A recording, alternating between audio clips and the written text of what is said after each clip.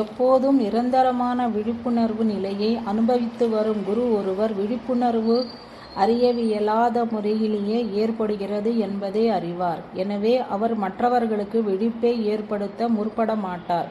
ஏனெனில் ஒரு மனிதரோ அல்லது மற்ற வெளிக்காரணம் ஒன்றோ மற்றொரு மனிதரை விழிப்புற செய்ய முடியும் என்று அது பொருள்படுகிறது. அவர்கள் தங்களது விழிப்புணர்வு நிலையின் ஆழத்திலேயே திளைத்திருப்பவர்களாய் தங்களை நாடி வருபவர்களுக்கு மட்டுமே வழிகாட்டுகிறார்கள். ஞானத்தை அடைவதற்காக குரு ஒருவரை நாடி செல்லும் நமது பழங்கால மரபின் பின்னணி இதுவே. ஒரே குருவை சென்றடையும் எல்லோரும் அவரது தொடர்பால் ஒரே விதமான விழிப்புணர்வை அடைகிறார்களா என்பதே கேள்வி. அவ்வாறு நிகழ்வதில்லை. ஏனெனில் மனிதர்களில் ஒவ்வொருவரும் மற்றவரிடமிருந்து வேறுபட்ட தன்மை உடையவராய் இருப்பதால் இத்தகைய தொடர்பால் அவர்களது மனதில் ஏற்படும் விளைவுகளும் வேறுபட்டவையாகவே இருக்கும். ஒன்று மட்டும் நிச்சயம், தமது உயர்வான மனோபலம், சாந்தி, ஆனந்தம் முதலியவற்றால் எல்லோருடைய வியப்புக்கும் உரியவராய் விளங்கும் ஒரு குருவோடு தொடர்பு கொள்வதில் அறிவுள்ள எந்த மனிதனாலும் அக்கறை கொள்ளாமல் இருக்க முடியாது. ஆத்மீக துறையில் உண்மையை உணர்ந்த ஒரு மகானிடம் தொடர்பு கொள்வதின் இன்றியமையாமையே உலகிலுள்ள எல்லா மதங்களும் ஒப்புக்கொள்கின்றன. மிக பழங்காலத்திலிருந்தே இந்த மதத்தில் உண்மை பொருளை உணர்ந்த குரு மகாத்மாவை அல்லது சத்குருவை நாடுவது அவசியமென்று வலியுறுத்தப்பட்டுள்ளது. சாந்தோக்கிய உபனிஷத்தும் சாதகன் ஒருவன் உண்மையை உணர்ந்த குருவை சரியான முறையில் அணுக வேண்டும் என்று கூறுகிறது. ஏனெனில் முயலுபவர்கள் எவரும் தன்னை போன்ற நிலையை அடைய முடியும் என்ற உறுதிமொழிக்கு உருவமாக அவர் விளங்குகிறார்கள். அத்தகைய வீரம் பொருந்திய மகாத்மாக்களின் அனுபவங்களால் தான் உலகின் முக்கிய மதங்கள் வாழ்ந்து வருகின்றன. பழமையான இந்திய அறிவுக்கு எண்ணற்ற முனிவர்களின் அனுபூதியே ஆதாரமாயிருந்தது. புத்த மதமும் ஜைன மதமும் முறையே புத்தர், மகாவீரர் ஆகியோரின் பரிபூரண ஞானத்திலிருந்து உருவெடுத்தன. இயேசு கிறிஸ்துவின் பரிபூரண ஆத்மீகமின்றி கிறிஸ்துவ மதத்தை கற்பனை கூட செய்ய இயலாது. இஸ்லாம் முஹம்மதின் அனுபவங்கள் வாயிலாக தோன்றுகிறது. இவ்வாறு கிறிஸ்து கூறியபடி சாஸ்திரங்களை நிறைவு செய்யவே நான் வந்தேன், அழிப்பதற்கு அன்று. இவர்கள் யாவரும் சாஸ்திரங்களை நிறைவு செய்யவே வந்தனர். இந்தியாவில் ஆத்மீக வழிகளை பற்றி உபனிஷதங்கள், பகவத்கீதை, பதஞ்சலியின் யோக சூத்திரங்கள் மற்றும் இவை போன்ற நூல்களில் பகுத்து வைக்கப்பட்டுள்ளன. ஆகவே உண்மையில் அந்த அனுபவங்களை பெற்று உணர்ந்தவர்களால் தான் இவை எல்லாவற்றையும் சரியான முறையில் விளக்க முடியும். புத்த மதத்தை தழுபவர்கள் 3 விதத்தில் சரணடைகிறார்கள். முதலில் புத்தரையும், அடுத்ததாக புத்தரை பின்பற்றுபவர்களின் கூட்டத்தையும், மூன்றாவதாக தர்மத்தை சரணடைகிறார்கள். புத்தம் சரணம் கச்சாமி, சங்கம் சரணம் கச்சாமி, தர்மம் சரணம் கச்சாமி. கிறிஸ்து என் மூலமாகவன்றி ஒருவராலும் தந்தையை அடைய முடியாது என்கிறார். முஸ்லிம் சூஃபிகளிடையே பீர் ஓ முர்ஷத் அல்லது குருவாகிய கடவுளை பணிதொழுவது ஆத்மானுபூதிக்கு இன்றியமையாததாகும். மிக சமீப காலத்தை சேர்ந்த பெரும் மகான்களான கபீர், நாமதேவர், குருநானக், யோகி வேமனா, பசவேஸ்வரா ஆகிய எவரும் பரிபூரணமடைந்த ஒரு குருவை அடைவது மேலான அனுபூதியை அடைவதற்கு அத்தியாவசியம் என்று வலியுறுத்தியுள்ளார். காளியின் தரிசனத்தை அடைய பெற்ற ஸ்ரீ ராமகிருஷ்ணரும் கூட அவள் உத்தரவால் தோத்தாபுரி என்ற வேதாந்தியை பரம்பொருளை உணர்வதற்காக குருவாக அடைந்தார். ஸ்ரீராமர், ஸ்ரீகிருஷ்ணர் போன்ற அவதாரங்களின் உண்மையில் நம்பிக்கையை இழந்துவிட்ட இன்றைய தலைமுறையினருக்கு ஒரு பரிபூரண ஞானியின் மேல் நம்பிக்கையும் பக்தியும் கொள்வது மிக அத்தியாவசியமானது. சத்குரு ஒருவர் நாட வேண்டிய தன் அவசியத்தை ஏற்றுக்கொண்டாலும் இன்று ஆத்மீக துறையில் புகழ் பெற்று விளங்கும் எண்ணற்றவர்களில் இவர் உண்மையில் பரிபூரணமானவர் என்று அறிந்து கொள்வது எளிதல்ல. மற்ற விஷயங்களைப் போலவே இவ்விஷயத்திலும் தம்மை பூரண ஞானி என்று கூறிக்கொள்ளும் போலிகள் ஏராளமாயுள்ளனர். இந்த சிக்கலிலிருந்து சாதாரண மனிதனை காப்பாற்ற ஆத்மீக துறையில் புதுமையானதும் சக்தி வாய்ந்ததுமான ஒரு முறையை கையாண்டனர்.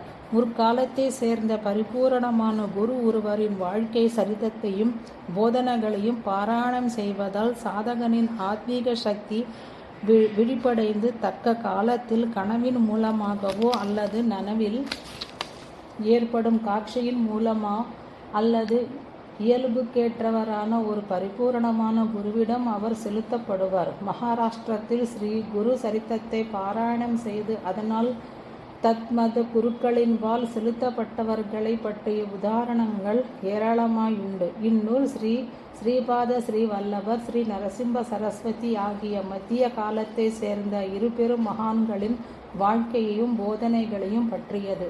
தமிழ்நாட்டில் 63 நாயன்மார்களை பற்றிய பெரிய புராணம் என்ற நூலை பாராயணம் செய்வது சாதகர்களுக்கு ஏற்றதாக விதிக்கப்பட்டுள்ளது. திருவண்ணாமலையை சேர்ந்த பகவான் ரமண மகர்ஷியே இந்த நூலை பாராயணம் செய்ததால் ஊக்கமுள்ள சாதகராக மாறினார் என்பதே குறிப்பிடத்தக்கது.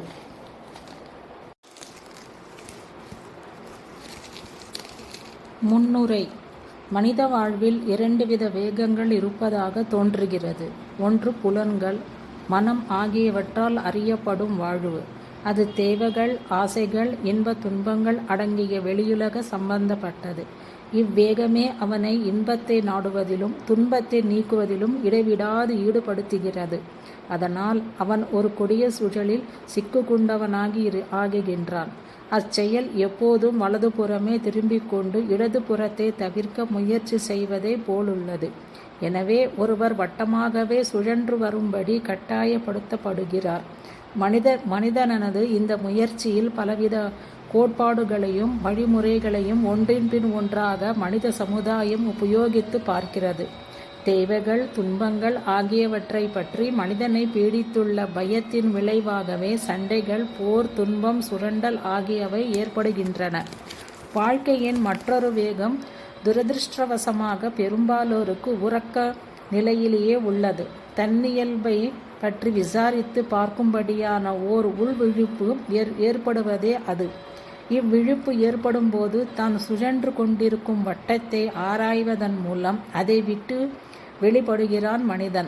தான் அடிப்படையான எந்த மாற்றமும் பெறாமல் இருப்பதால்தான் உலகமும் வாழ்வும் இப்போதுள்ளபடி உள்ளன என்பதையும், அதனால்தான் மனிதன் அமைதியான, திருப்தி மிகுந்த, அச்சமற்ற வாழ்வுக்காக தனியாகவோ கூட்டமாகவோ செய்யும் முயற்சிகள் அனைத்தும் தோல்வியுற்றுவிட்டன என்பதையும் உணர்கிறான்.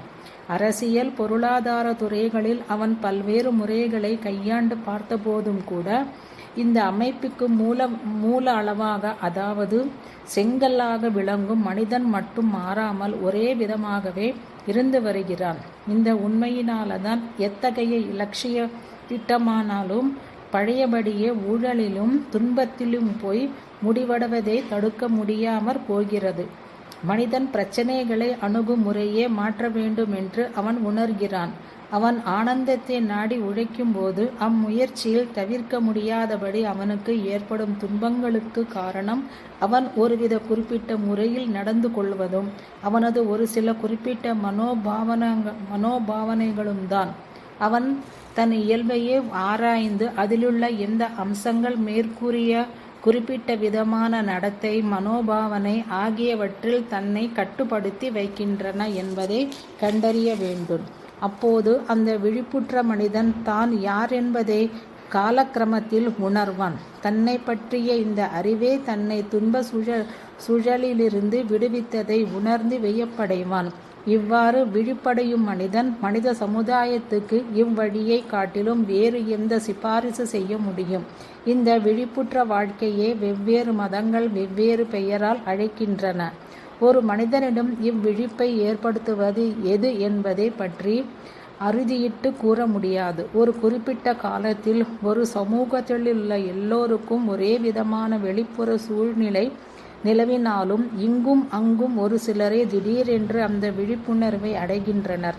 அத்தகைய ஒருவரின் குடும்பத்தவர்கள் ஒரே சூழ்நிலையில் இருந்த போதும் அவர்களில் கூட எவரும் அவரது இந்த விழிப்புணர்வில் பங்கு பெறுவதில்லை.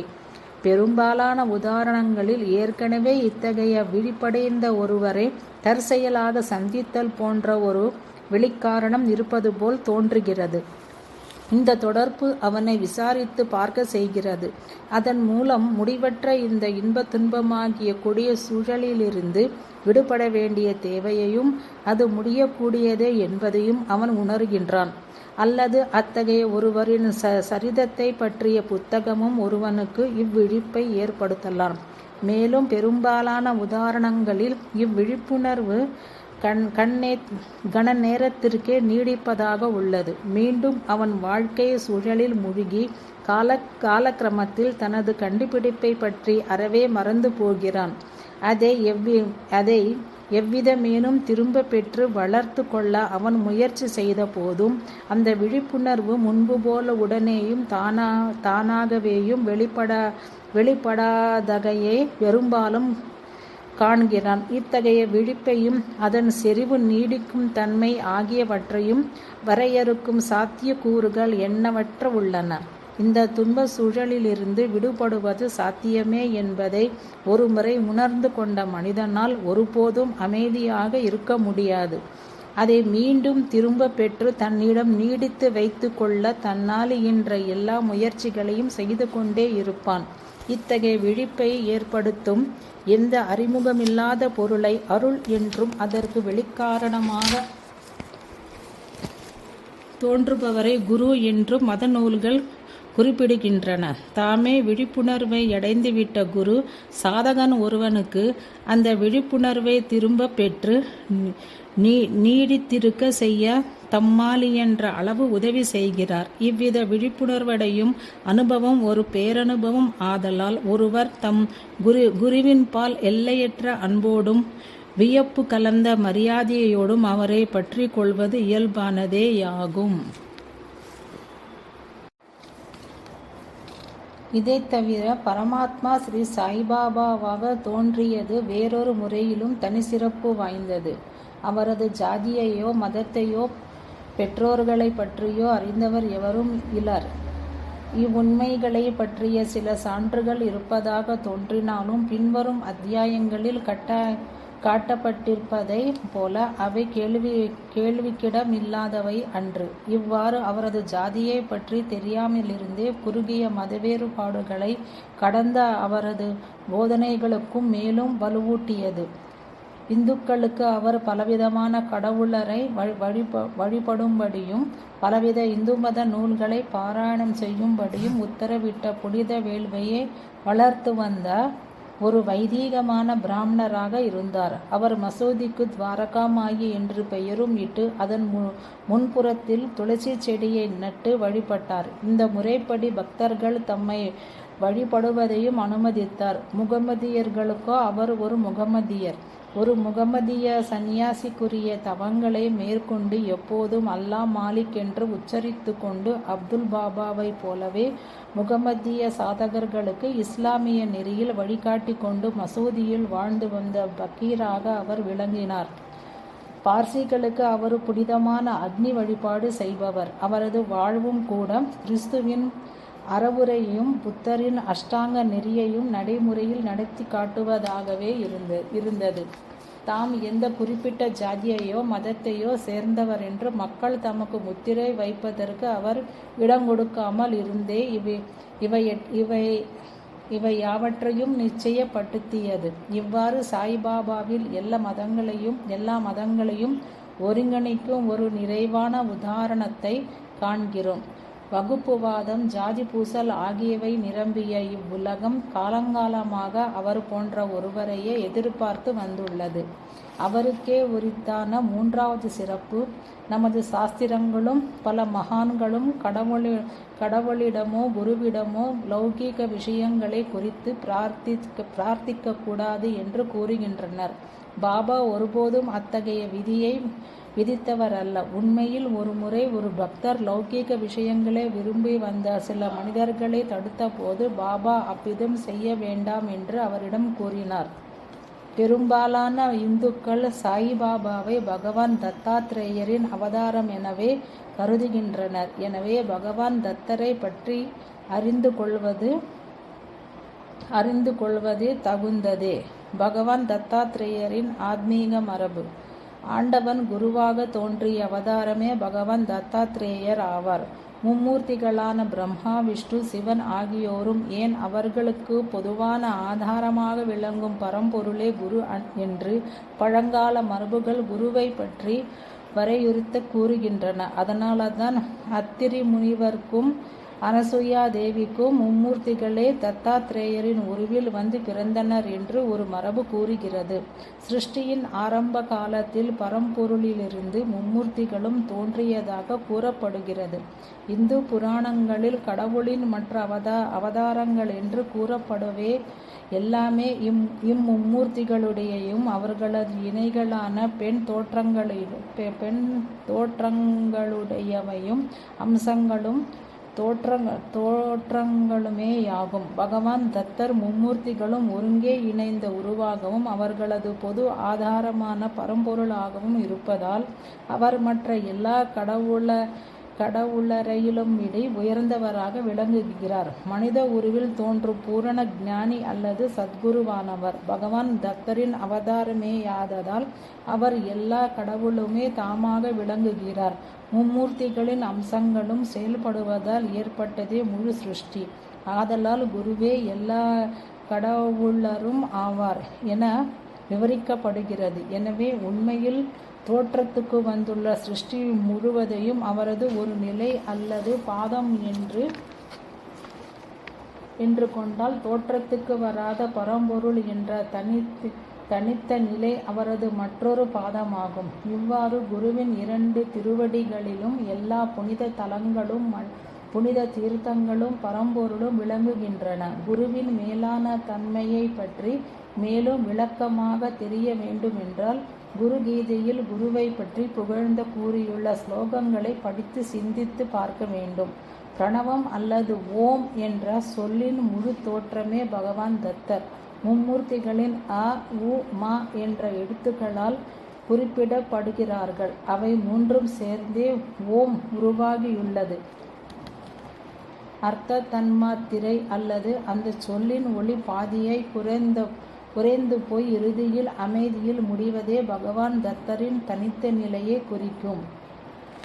கடவுளின் மற்ற அவதாரங்கள் மும்மூர்த்திகளின் தோற்றமாயிருந்தால் ஒரு குறிப்பிட்ட பணியின் நிமித்தம் தோன்றி அந்த பணி முடிந்தவுடன் சிருஷ்டியிலிருந்து மறைந்து விடுகிறார்கள். ஆனால் பகவான் தத்தரின் அவதாரமோ எனில் மனித ஆத்மாக்களை பரம்பொருளை உணரும் நிலைக்கு நடத்தி செல்வதற்காகவே ஏற்பட்டுள்ளது. இந்த பணி சிருஷ்டியில் காலங்காலமாக தொடர்ந்து நடந்து கொண்டே வருகிறது. எனவே பகவான் தத்தர் தமது தோற்ற நிலையிலிருந்து மறைய மாட்டார் என்று கூறப்படுகிறது. அப்படியானால் அவர் பூமியில் தொடர்ந்து தோன்றிக் கொண்டே இருப்பது எவ்வாறு?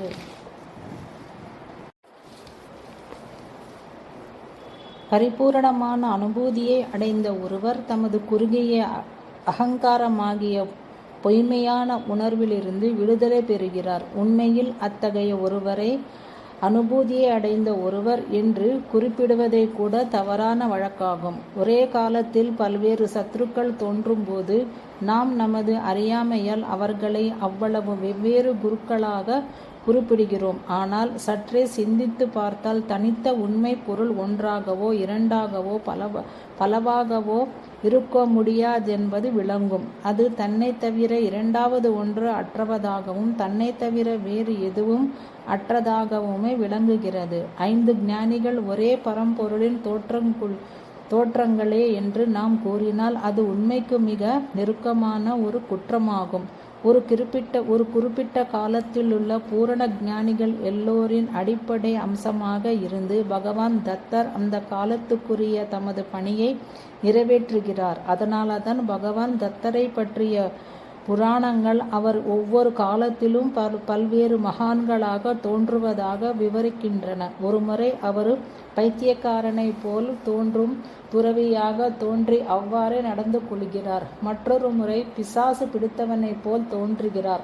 ஒரு சமயம் அவர் ஆரோக்கிய விதிகள் எதனையும் ஒருபோதும் பொருட்படுத்தாதவரை போல் காணப்படுகிறார். மற்றொரு சமயத்தில் மத நூல்களில் கூறப்பட்டுள்ள எல்லா விதிகளையும் பின்பற்றி மனோவாக்கு காயங்களில் முழுமையான தூய்மையை கடைபிடிப்பவரான ஒரு சாதுவாக விவரிக்கப்படுகிறார். பிரகலாதனுக்கும் யதுமன்னனுக்கும் ஆத்மீக உபதேசம் செய்த அவதூதர் அவரே என்று எண்ணப்படுகிறது. பகவான் தத்தர் பூரண ஞானிகள் எல்லோரின் ஆத்மீக அம்சமாக விளங்குகிறார் என்பது வெறும் புத்திபூர்வமான முடிவு மட்டும் அல்ல. பகவான் சத்குருவுக்கும் அவர்களுக்கு இடையேயுள்ள இந்த உள்ளார்ந்த ஒற்றுமைக்கு உதாரணமான பல நிகழ்ச்சிகளை பல்வேறு பூரண ஞானிகளின் சரித்திரத்தில் காண்கிறோம். அவ்வாறு தாம் மற்ற மகான்களோடு ஒன்றுபட்டவரே என்று நடத்தி காட்டக்கூடிய மகான்கள் வெகு சிலரே. அவ்வாறு நிகழ்த்தி காட்டக்கூடிய மகான்களே பகவான் தத்தரின் முழுமையான தோற்றங்கள் என்று கூறலாம். ஷிரடி ஸ்ரீ சாய்பாபா இதற்கான ஓர் அரிய உதாரணமாக திகழ்கிறார். இந்த முறையில் அவர் மகான்களிலேயே ஈடிணையற்று தனிந்து விளங்குகிறார் என்று கூறலாம். மகான்களின் ஆத்மீக பரிபூரண நிலையை சித்தி, ஞானம் என்ற 2 வகைகளாக பிரிக்கலாம். சித்தி என்பது சிருஷ்டியிலுள்ள எல்லா அம்சங்களையும் அடக்கி ஆளக்கூடிய ஒரு சக்தியாக பரிபூரண நிலை பரிணமிக்கும் நிலையாகும். உள்ளவை அனைத்தும் ஒரே பொருளே என்பதை உள்ளார்ந்து அனுபவிக்கும் அனுபூதி நிலையே ஞானமாகும். மகான்களின் பெரும்பாலோரும் இவ்விருவகைகளுக்குள் ஏதோ ஒன்றை மட்டுமே சேர்ந்தவர்களாக உள்ளார்கள். மற்ற வகையின் பண்புகளை மிக குறைந்த அளவிலேயே வெளிப்படுத்துகிறார்கள். இவ்விருவகை பரிபூரண நிலைகளில் அம்சங்களையும் சமமான அளவுக்கு ஒருங்கே பெற்றிருக்கும் தன்மையை காண்பது மிக அரிது. அத்தகைய மகாத்மா தம்மளவில் தாம் அந்த இரண்டற்ற பரம்பொருளே என்று அனுபவத்தால் திளைத்திருக்கும் போது சிருஷ்டியிலுள்ள மற்ற பிராணிகளாகிய நாம் அவரை ஈடியணையற்ற சித்தராக நம் அனுபவத்தில் அறிவோம். பகவான் தத்தர் ஞானம், சித்தி ஆகியவற்றின் பரிபூரணமான இணைப்புக்கு உதாரணமாக விளங்குகிறார். இவ்வாறாக புராணங்களில் அவர் தமது சில சீடர்களுக்கு யோகத்தின் மூலம் சித்த மார்க்கத்தை போதித்ததாகவும் மற்றும் சிலருக்கு ஞான மார்க்கத்தை போதித்ததாகவும் கூறப்படுகிறது. உண்மையில் ஒரு மகானின் இத்தகைய பரிபூரணத்தின் தோற்றம் காணப்படுவது மிக அரியதும் மிக உயர்ந்ததும் ஆதலால் அவர் காலாத்திய மற்ற மகான்கள் அத்தகைய மகானின் யாவருக்கும் மேம்பட்ட தன்மையை ஒப்புக்கொள்ள வேண்டியவர்களாகி உள்ளார்கள். இதற்கு உதாரணமாக ஸ்ரீ ஷிரடி பாபாவின் காலத்தவரான இந்த இந்து முஸ்லிம் என்றும் இருவகைப்பட்ட மகாத்மாக்களில் பெரும்பாலோரும் அவரது மேன்மையை ஒப்புக்கொண்டு அவரை மகான்களில் ஒரு கோஹினூர் என்று அழைத்தார்கள். இவர்கள் எல்லோரிலும் ஸ்ரீ சுவாமி சமர்த்தர் மட்டுமே சாய்பாபா தம்முடைய மற்றொரு அவதாரம் என்று கூற முடிந்தது. ஸ்ரீ சாய்பாபாவும் அதை ஒப்புக்கொண்டார். ஞானத்தை அடைவதற்காக ஒரு பரிபூரணமான ஞானியை புகழாக அடைய வேண்டும் என்று நாம் ஏற்கனவே கண்டோம். ஆண்டவனின் குரு அவதாரமாகிய பகவான் தத்தர் இதனுடைய முக்கியத்துவத்தை நமக்கு உணர்ந்த வேண்டியவராய் உள்ளார். எனவே தான் தமது அவதாரங்கள் ஒவ்வொன்றிலும் தாமே ஒரு பரிபூர்ணமான குருவாக இருக்கும் போதே தாம் ஒருவரை புகழடைந்ததாலேயே பரிபூரண நிலையை ஏதியதாகவும் காட்டி அருளுகிறார். பாகவத்திலுள்ள அவதூதர் எதுவிடம் தனக்கு 24 குருக்கள் உண்டென கூறுகிறார். ஷிரடி சாய்பாபாவை போன்ற ஒரு மகான் தாம் ஆத்மீக துறையில் அடைந்துள்ள மேன்மை அனைத்தையும் தமது குருவின் அருளின் விளைவே என்று கூறுகிறார். ஸ்ரீ சுவாமி சமர்த்தர் தாம் கான்பூரை சேர்ந்த ஸ்ரீ நரசிம்ம சரஸ்வதியே என்று கூறிய போது தமக்கும் ஸ்ரீ கிருஷ்ண சரஸ்வதி என்ற குரு இருந்ததாக உணர்த்துகிறார்.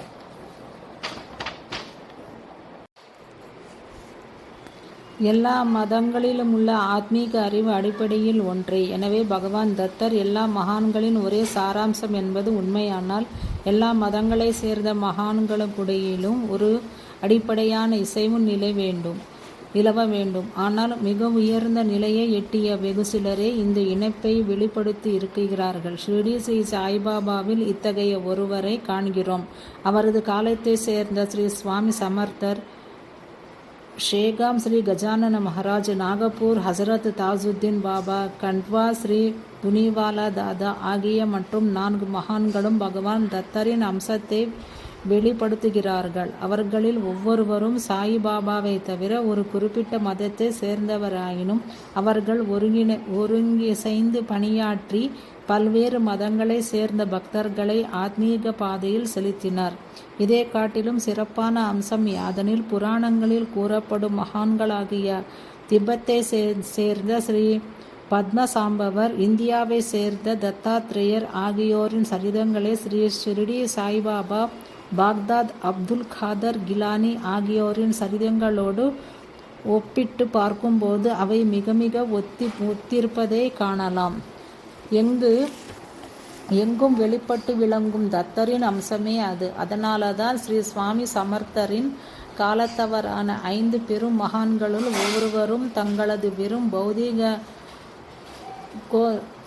கோஷத்திற்கு அப்பாற்பட்ட இந்த நுட்பமான எங்கும் விளங்கும் பரமாத்மாவே தமது உண்மையான சொரூபம் என்று காட்டினர். அவர்களது சரிதங்களை பக்தியோடு படிக்கும்போது தத்தரது தன்மையின் வெளிப்பாட்டை உணர்கிறோம். அதை நாம் முழு தன்மையோடு உணரும்போது அந்த தத்தரின் அம்சத்தை நமக்குள் வளர்க்க கற்றுக்கொள்கிறோம். அதன் மூலம் நமது ஆத்மீக வாழ்வில் ஒரு சக்தியும் வேகமும் பிறக்கிறது. தத்தரின் தன்மை செயல் புரிவதை பற்றி இடைவிடாது படித்தலும் சிந்தித்தலும் ஒருவித சக்தி வாய்ந்த தியான முறையாகும். ஆனால் அங்கு நாம் காணும் அதிசய செயல்களை யாவும் மேலான உண்மையை சுட்டி காட்டும் குறிப்புகளே என்பதை நாம் நினைவில் கொள்ள வேண்டும். அந்த அற்புதங்கள் விளைவிக்கும் வியப்பு நமக்கு முக்கியம் அன்று. நம்மை சுற்றியுள்ள இப்பிரபஞ்சத்தின் ஆத்மீக தன்மையை பற்றி அவை நமக்குள் ஒழிக்கும் அறிவே நாம் முக்கியமாக பொருட்படுத்த வேண்டிய விஷயம். ஏனெனில் அது நமது உண்மையான தன்மையை பற்றியதாகும். நமது உண்மையான இயல்பை பற்றி அறிவதே மதங்கள் எல்லாவற்றின் ஒரே குறிக்கோளான ஆத்மானுபூதியாகும். ஸ்ரீ சுவாமி சமர்த்தர், அவரது காலத்தை சேர்ந்த மற்ற 5 மகான்கள் போன்ற பூரண ஞானிகளின் சரிதத்தை படிப்பதும் சிந்திப்பதும் ஆகிய ஆத்மீக சாதனை மற்ற சாதனை முறைகளான நாமஜபம், பூஜை, ஹடயோகம் முதலியவற்றின் விஷயத்தில் நடப்பது போல் ஒருபோதும் சுலபமாக தெய்வடைந்து நின்று போகும் நிலையை அடையாது. இன்று ஆத்மீக துறையாகிய காட்டில் நம்மை தாங்கும் போலி மகான்களுக்கு அற்புதங்களை விலை பேசுபவரும் தமது அறிவை பறைசாற்றுபவரும் அரை வேக்காடான நிலையுள்ளவரும் தம்மை தாமே மகான் என்று கூறிக்கொள்ளும் பலரும் ஆன மகான்களுக்கு இறையாவதிலிருந்து அத்தகைய பாராயணம் நம்மை தடுத்து காக்கிறது. போலிகளிலிருந்து உண்மையானவற்றை பிரித்தறியும் சக்தியை ஒருவர் முன்னதாகவே பெறுகிறார். மகாத்மாக்களின் உயர்ந்த சரிதங்களை இடைவிடாமல் படிப்பதாலும் சிந்திப்பதாலும் நமக்குள்ளே ஆத்மீக சக்தியின் உட்கரு ஒன்று உருவாகி நம்மை பெருநிலைகளை அடைந்த உண்மையான மகாத்மாக்களிடம் செலுத்துகிறது. இந்த மகான்களின் பக்தர்களுடைய அனுபவங்களில் இத்தத்துவம் விரிவாக விளக்கப்பட்டிருப்பதை காணலாம். இவ்வாறு தத்தாத்ரேயரின் மரபில் மகான்களின் சரிதத்தை பக்தியோடும் பாராயணம் செய்வது சாதனையின் ஒரு முக்கிய அங்கமாக விளங்குகிறது. நம்முள்ளே உருவாகும் இந்த ஆத்மீக கரு போதுமான அளவு பலம் பெற்றால் பின்னர் அத்தகைய பாராயணத்திற்கு அவசியமில்லாது போகிறது.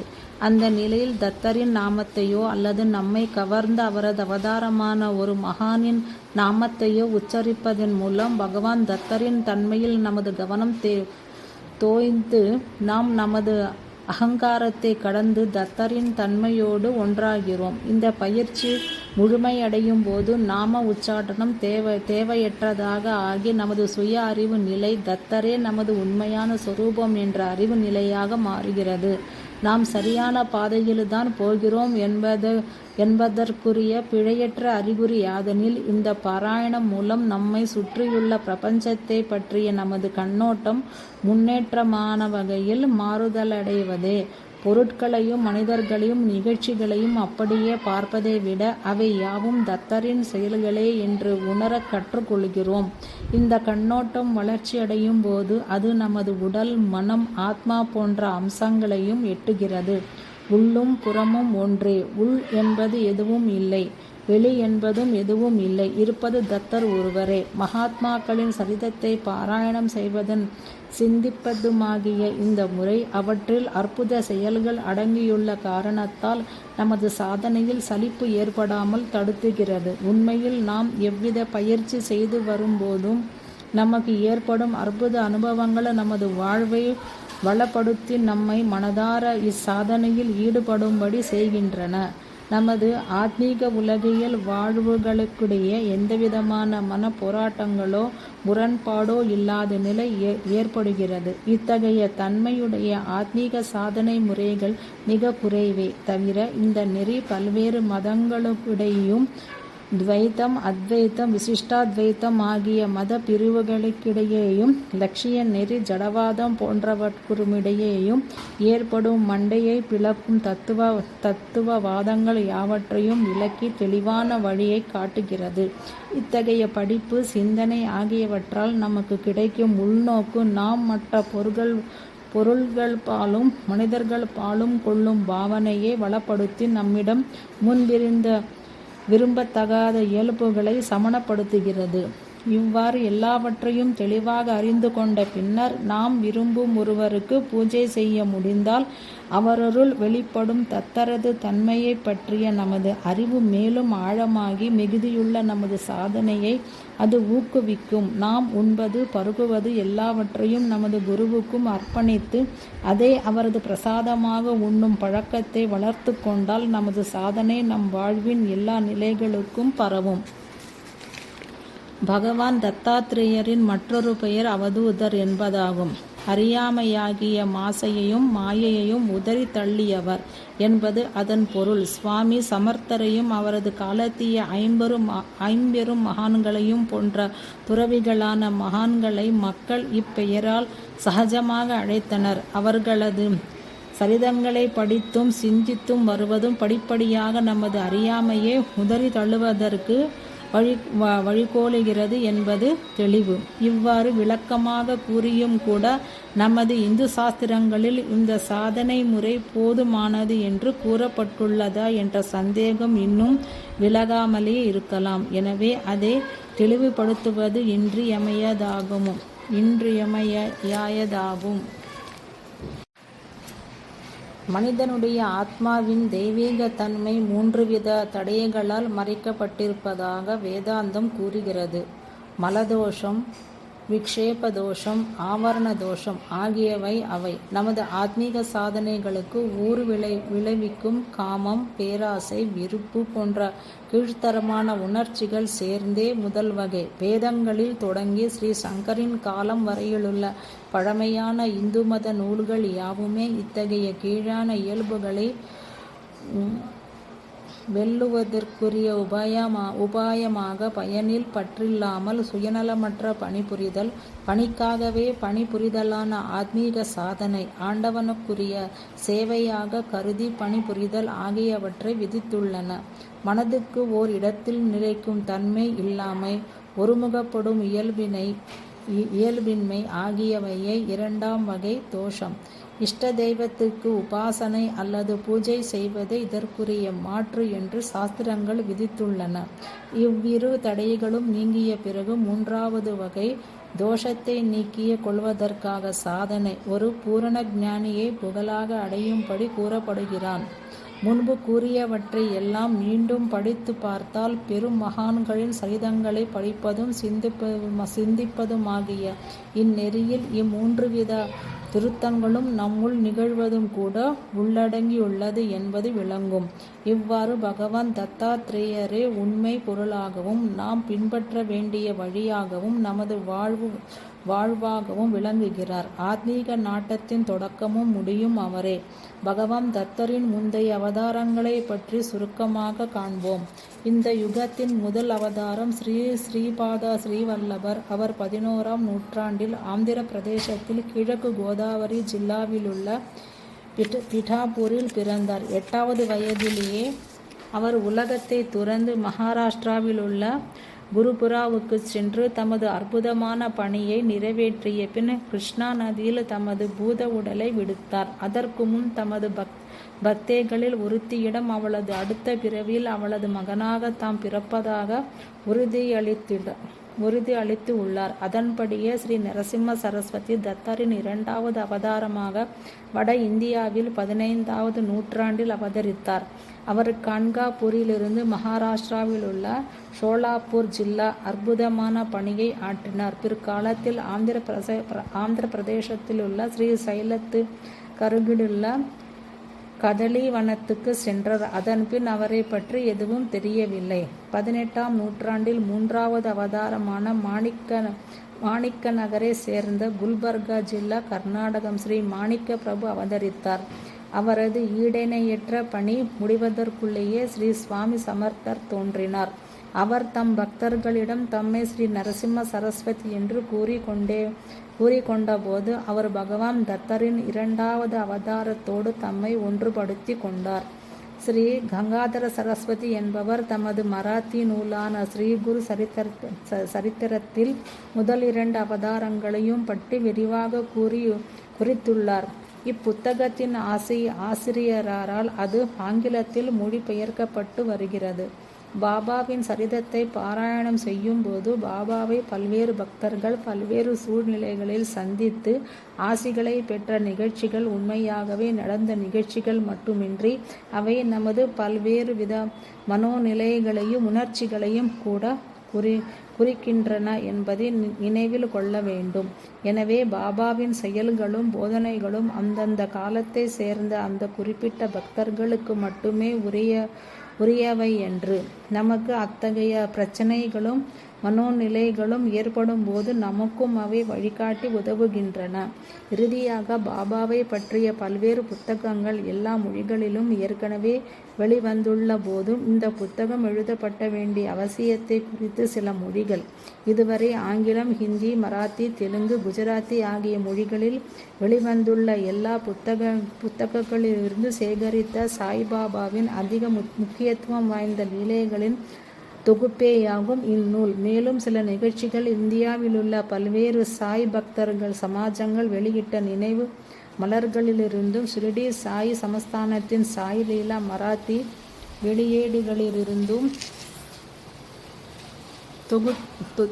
தொதுக்கப்பட்டுள்ளன. ஆரம்பத்தில் தமது சாதனையின் ஓர் அங்கமாக ஆசிரியர் எப்போதும் பாபாவையே நினைத்து இருப்பதற்காக இந்நிகழ்ச்சிகளை 10 ஆண்டு காலமாக, அதாவது 1964 முதல் 1974 வரை சேகரித்து குறித்து வந்தார். பின்னர் மற்ற பக்தர்களும் பாபாவை பற்றி திரட்டிய பற்பல நிகழ்ச்சிகளை ஒரே புத்தகத்தில் பெறக்கூடுமே என்று கருதியதால் இதனை ஒரு புத்தகமாக உருவாக்கும் எண்ணம் தோன்றியது. தமது புத்தகத்தை எழுதுவதற்கு தூண்டுதலாயிருந்த தமது விருப்பத்தை வெளியிட்டு தம் முன்னுரையை முடிக்கிறார் ஆசிரியர். எல்லா உயிர்களும் ஆனந்தத்தை அடையட்டும், எல்லா உலகங்களும் ஆனந்தத்தை அடையட்டும்.